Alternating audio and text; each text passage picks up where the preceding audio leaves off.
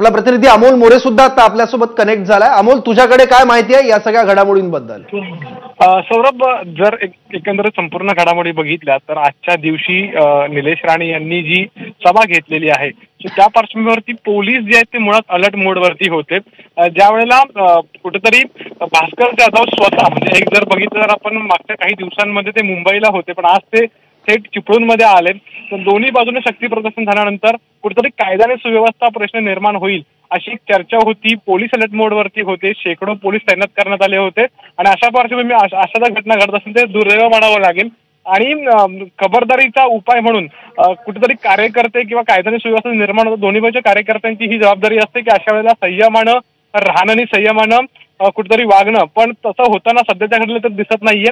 अगदी सौरभ, जर बघितलं तर हा भास्कर जाधव आणि नारायण राणे यांचा हा वाद तसा खूप 10 ते 15 वर्षापूर्वीपासूनचा आहे आणि त्यानं सध्या एकंदरीत पुन्हा कुठेतरी कोकणातलं वातावरण जे राजकीय वातावरण ते ढवळून निघालेलं आहे आणि स्वाभाविकपणे त्याचा कोकणातल्या समाजमनावरती देखील परिणाम होत असतो।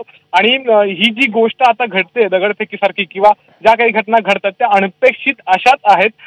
मला वाटतं कुठेतरी कायदा आणि सुव्यवस्था निर्माण होत असताना पोलिसांकडे या संदर्भातले काही इनपुट्स होते का, किंवा मग कार्यकर्त्यांनी कुठेतरी बेजबाबदारपणे एकंदरीत सध्याचं वागणं जे ते आहे का? दोन्ही नेत्यांनी जर तुम्ही आपण मागच्या काही दिवसांमधली जर भाषणं बघितली, अर्थात कणकवलीत जी भास्कर जाधव यांची सभा झाली, उद्धव ठाकरे यांची सभा, त्यावेळेला भास्कर जाधव यांनी जे भाषण केलं त्यानंतर राणे कुटुंबियांकडून घेण्यात आलेली प्रेस कॉन्फरन्स आणि त्याला हे उत्तर। सो मला असं वाटतं एकंदरीत जर आपण इथल्या काही स्थानिक अभ्यासकांशी बोलल्यानंतर की या सगळ्या गोष्टींची खरंच तितकी गरज होती का, कारण की मागच्या काही दिवसांमध्ये कोकणातलं राजकीय वातावरण जे ते कुठेतरी शांत होतं आणि या घटनेनं त्याला कुठेतरी गालबोट लागलेलं आहे।